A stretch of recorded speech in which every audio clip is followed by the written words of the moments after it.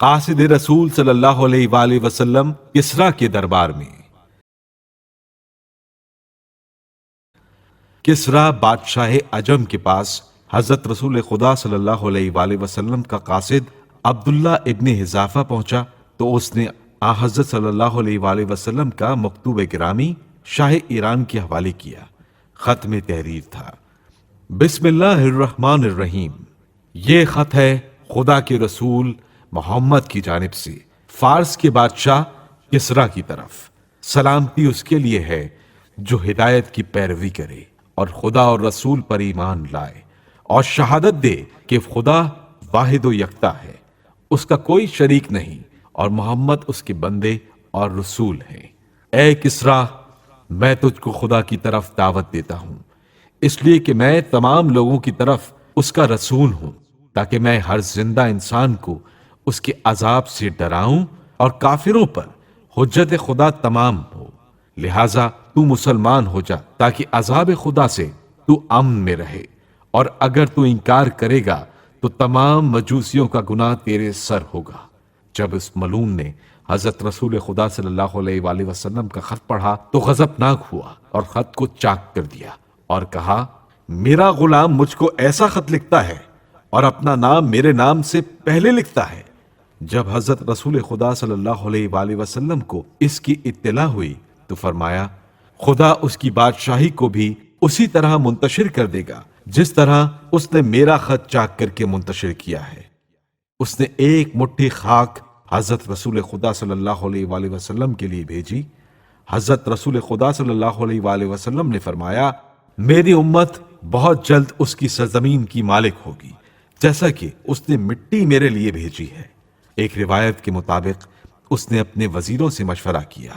انہوں نے کہا: بہتر صورت یہ ہے کہ یہاں سے کچھ لوگ یہ تحقیق کرنے کے لیے مدینہ بھیجے جائیں کہ جو شخص ہم کو نئے دین کی طرف بلا رہا ہے کس شان و شوکت کا آدمی ہے اور کس بلبوتے پر تمام دنیا کو اپنا ہم مذہب بنانے کے لیے اٹھا ہے۔ خدا کا رسول ہونے کے متعلق اس کے پاس کیا دلائل ہیں؟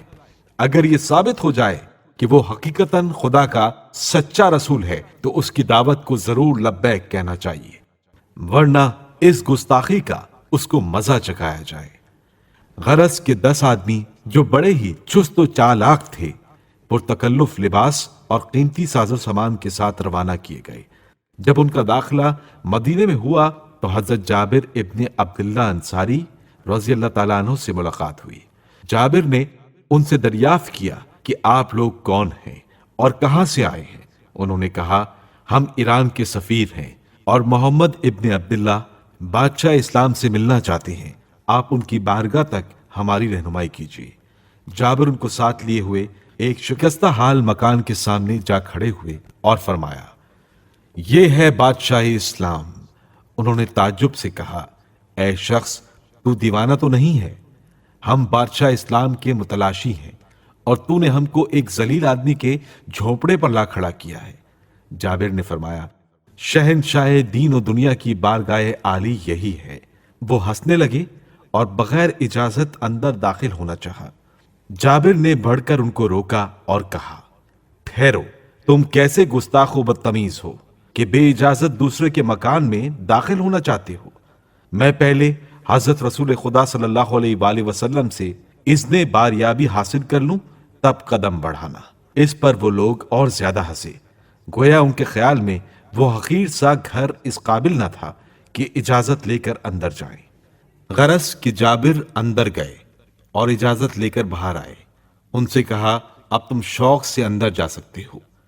انہوں نے دیکھا کہ جس طرح چاند ستاروں کی جھرمٹ میں ہوتا ہے اسی طرح آپ صلی اللہ علیہ وآلہ وسلم ایک بوریے پر اپنے اصحاب کے درمیان جلوہ افغن ہیں۔ آنکھیں کھلی کی کھلی رہ گئیں۔ الہی، یہ کیا ماجرا ہے؟ بادشاہت ہے یا فقیری؟ حکومت ہے یا مساوات پرستی؟ چاہتے تھے کہ کچھ کلام کریں، لیکن روب رسالت نے زبانوں پر مہریں لگا دیں۔ دیر تک مثل تصویر خاموش کھڑے رہے۔ آخر حضرت رسول خدا صلی اللہ علیہ وآلہ وسلم نے سر اٹھا کر فرمایا: تم کو کلام کرنے کی اجازت ہے۔ اگر خاک نشینوں کے ساتھ بیٹھنا آر نہ سمجھو تو شوق سے اس بوری پر بیٹھ جاؤ۔